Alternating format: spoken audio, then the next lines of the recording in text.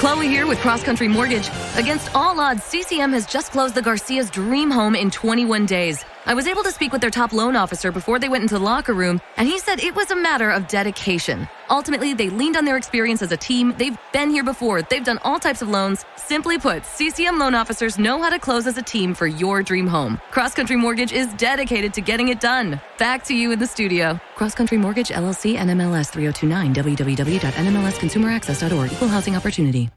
You should be saving for the future, but savings accounts suck, and investing can be scary. We combine the ease of savings with the real returns of investing. We call it Save Vesting, and it's only available in our new app, Stairs. Stairs offers 4 to 6% returns, no fees, and you can withdraw anytime. Do your future a favor. Visit stairsapp.com today.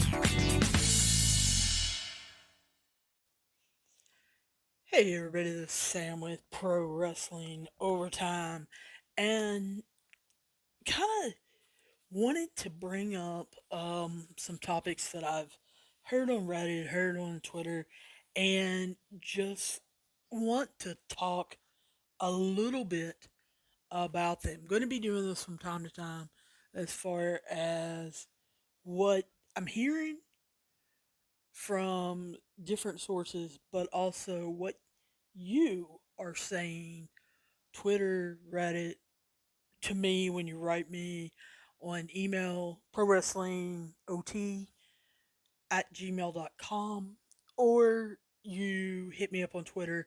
I'm on Pro Overtime. That's 2 O's, Pro Overtime. Just kind of want to talk. And I think the first one that we probably need to talk about is CM Punk. There are so many of you that I have seen that say I don't want to see him wrestle Daniel Garcia. I don't want to see him wrestle Powerhouse Hobbs. I want to see him wrestle the bigger names. Well, I think the issue is Daniel Bryant and CM Punk feel like they need to be making younger stars or making guys that haven't got chances yet. But I think they're going after it two different ways. Bryan Danielson is realized that he has to go after the best. He has been out of wrestling now about 6 months, kind of waiting around, figuring things out, and spending time with his family. He said he's wanted to go to New Japan. He said he wanted to come to AEW. And I think he wants to mix some of the 5-star matches we've seen with Kenny Omega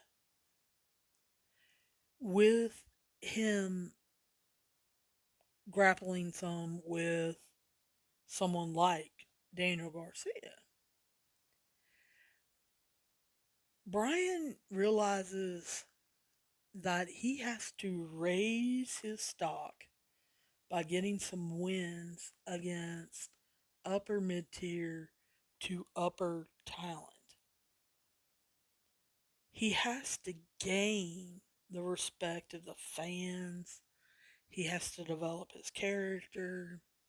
He has to show, yes, I'm one of the best.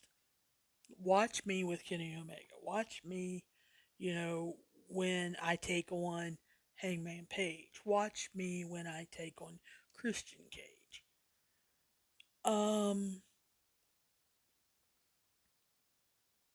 then once he gets to that level, I think you'll see Brian drop and do programs with who they're calling the four pillars. We'll have to talk about that in a different episode. But with Sammy Guevara, MJF, Jungle Boy Jack Perry, and Darby Allin.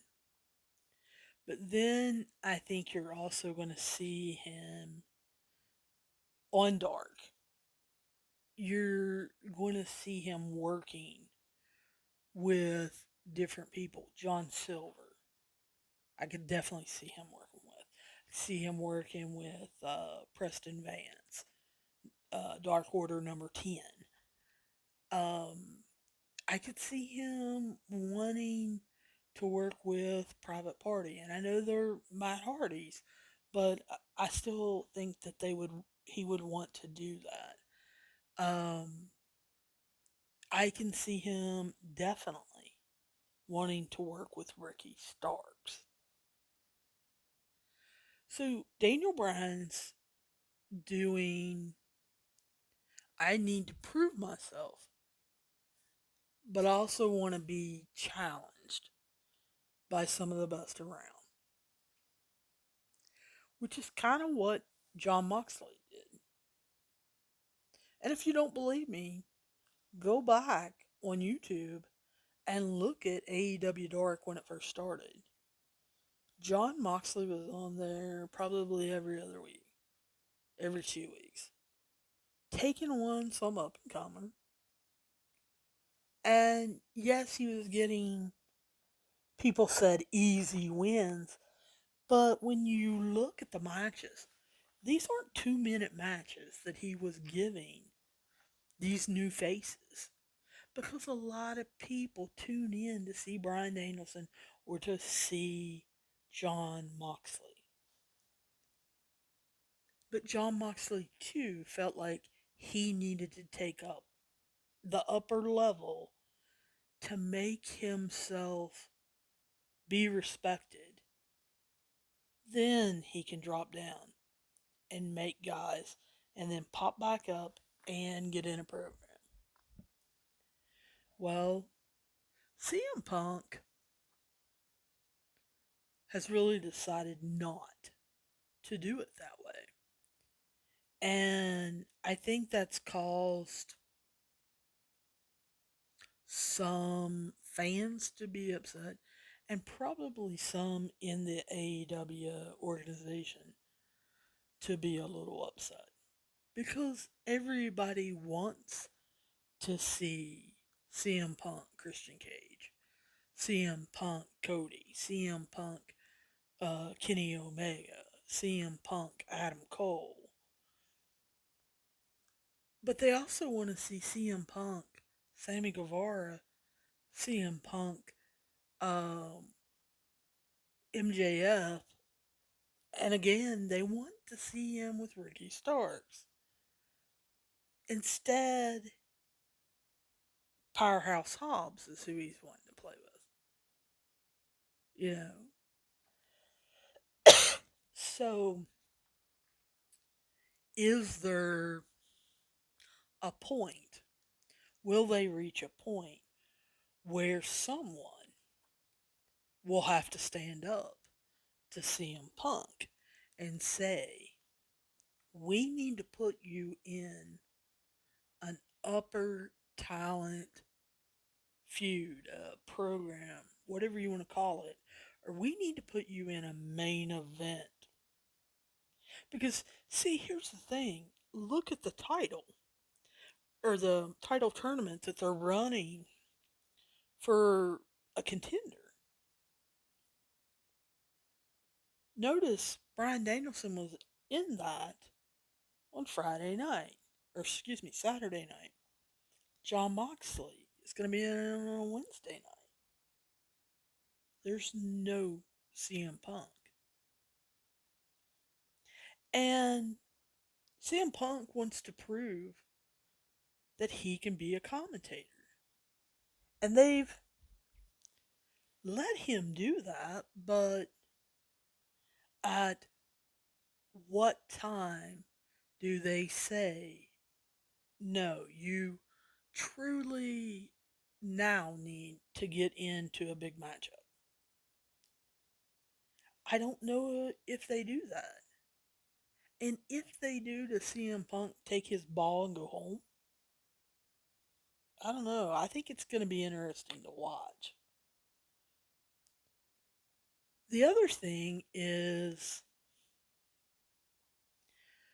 you saw, I don't know, what, 3 weeks ago, 4 weeks ago, that Ronda Rousey was training.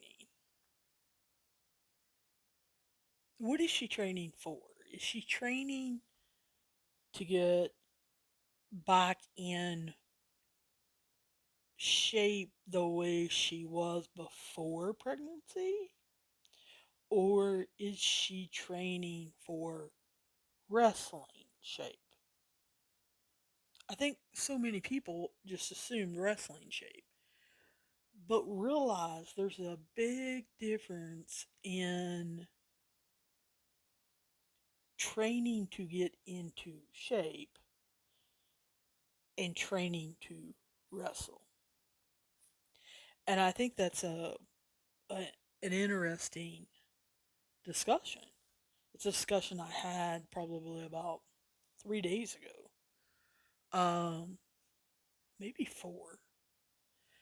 Um, Bailey fans noticed that on her Instagram stories that only last for, you know, uh, 24 hours, that um, she was on a bicycle moving very slowly. Me personally, I saw it. I thought it looked great. She was taking her time. She was extremely focused. She was holding the camera so people could see, but she was holding it completely still and wasn't looking at it. She was watching to make sure her form was right, that her knee was coming straight in a, in the up down circle motion that a bike needs. Then I think it was the next day you saw her get better, and then if you watched her Instagram stories Sunday, she is really got a You should be saving for the future, but savings accounts suck, and investing can be scary. We combine the ease of savings with the real returns of investing. We call it Save Vesting, and it's only available in our new app, Stairs. Stairs offers 4 to 6% returns, no fees, and you can withdraw anytime. Do your future a favor. Visit stairsapp.com today. great range of motion with that knee. And she's not concentrating as much on form because she's got it down and she can concentrate on going faster or putting a little incline on. Same thing with her putting up pictures of the rowing. Bailey, right now, I think it's hilarious, especially on Facebook. It's really bad on Facebook, but it's almost as equally bad on Instagram. People saying, "Are you going to be the captain of Survivor Series?" Well, no. She's not scheduled technically to be back until the second week of April.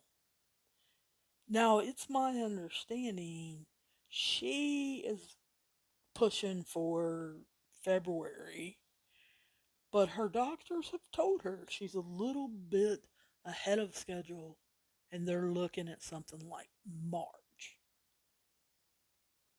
Survivor Series, last time I checked, was in November. not February or March. And people a lot of times think they're being funny or that's showing her how much they miss her. I think what it shows her is number one, people don't pay attention because everyone was told she was going to be out 9 months and she'll be back sooner, but not at the 4 or 5 month mark. She's still on crutches, guys. But I think the other interesting thing is it also tells you what fans don't know the difference in rehabbing an injury such as a knee.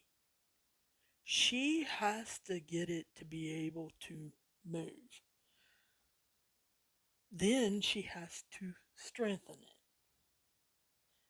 Then it has to be able to take a pounding as far as running. And then she'll get in a ring and have to take bumps and run the ring ropes. Then she's going to have to get into wrestling shape. So when I talk about Ronda Rousey, there's a difference in her lifting or her losing weight or her running on a treadmill or being on a bike or whatever. You have to try to determine or talk to Ronda Rousey or someone close to her and find out, is she getting in wrestling shape? Is she going to a wrestling ring near them that has been sworn to secrecy? Is she flying once every 6 weeks or so to Natty and TJ Wilson's gym and they're closing it up so that she can work out with people, not finding out? There's no doubt in my mind she's coming back. Her contract was a 2 year contract, and the third year was an option. I honestly don't see her doing that third year. I see her putting in an effort to come back. Number one, to prove that she can. She likes a challenge.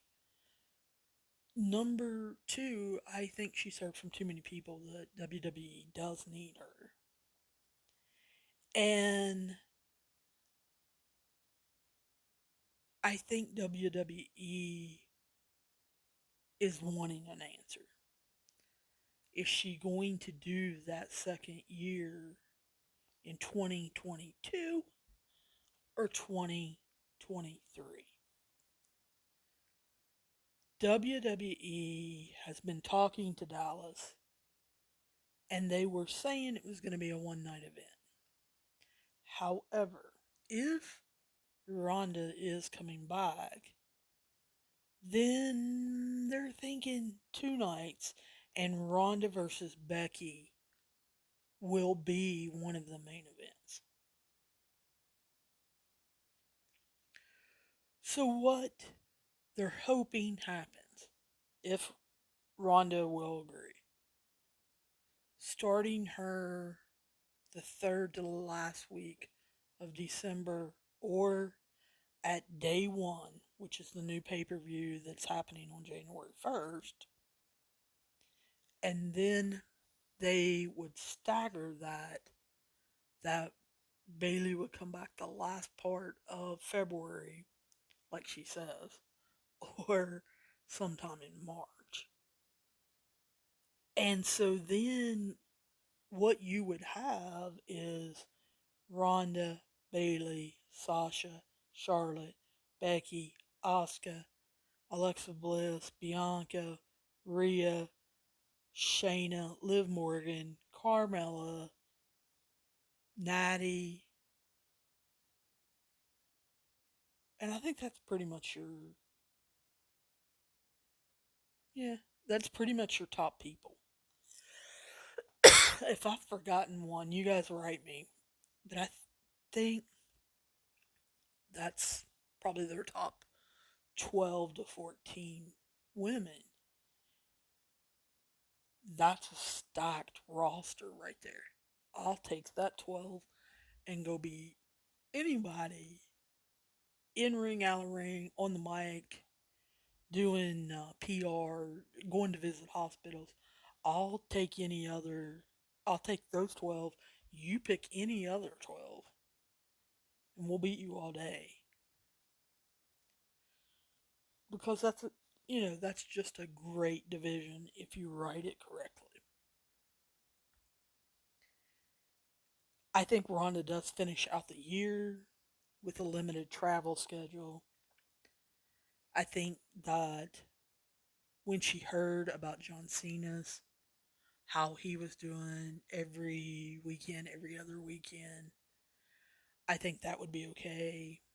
It would not surprise me that she does not talk to Becky Lynch and Seth Rollins and find out how they're doing with their baby and the baby traveling. And then, like Becky texted 2 weeks ago, she went out, did the opening, came back, fed the baby, put the baby asleep, and got ready for her match. And so I think at WrestleMania, we're going to finally see Bobby Lashley versus Brock, Becky and Ronda. And I know everyone wants The Rock versus Roman. It's going to shock me if that happens. Yes, I'm being honest. It really will shock me if that happens. The other thing that people constantly talk about you know, is Scarlett coming back basically to save Karrion Cross. They've changed his entrance. They've now put a helmet on him. He's kind of going into a gladiator thing, and now he's changing his hair, and now they're going to say he's going to be cool, calm, collected. Karrion Cross said in Wrestling Inc. that Scarlett has been training.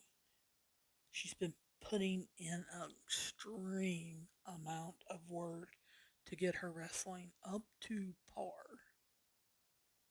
So they're going to bring her on as a different character, like at NXT, or is she going to be put with Karrion Cross? I think that's one of the bigger things that I want to see is what are they going to do with Scarlett? I think that was the most jarring thing when Karrion Cross made his Raw debut was that she wasn't there. She makes his character have a different edge than what we are seeing on WWE.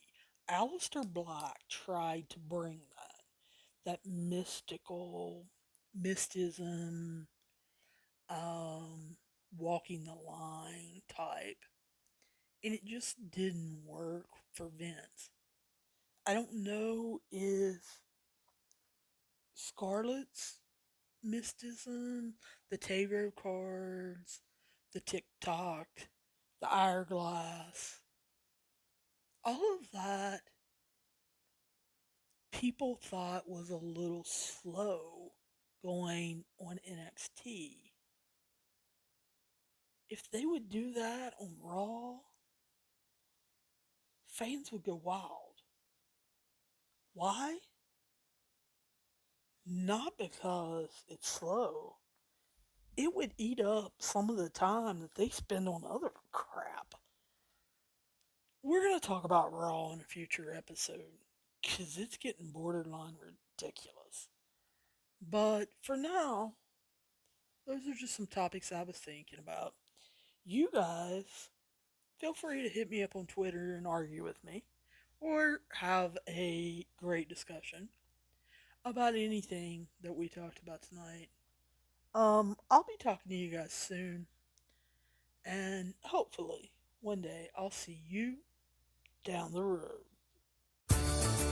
If you've never played a game that's so much fun it's impossible to put down, then you've never played Best Fiends. Best Fiends is the best Match 3 style mobile puzzle game out there. It's basically an action-packed adventure and a brain-boosting puzzle game all rolled into one. Most of the Match 3 games on the market are just the same old format with different colors, and maybe cookies instead of candies. But Best Fiends is different. You play through an actual storyline, complete with adorable, collectible characters called fiends. As you get further along in the game, you'll watch your fiends grow from wee baby versions of themselves into full-grown characters. The more you play, the more powerful and helpful your fiends become. So if you're tired of crushing the same old candy, give Best Fiends a try. Download Best Fiends free today on the App Store or Google Play.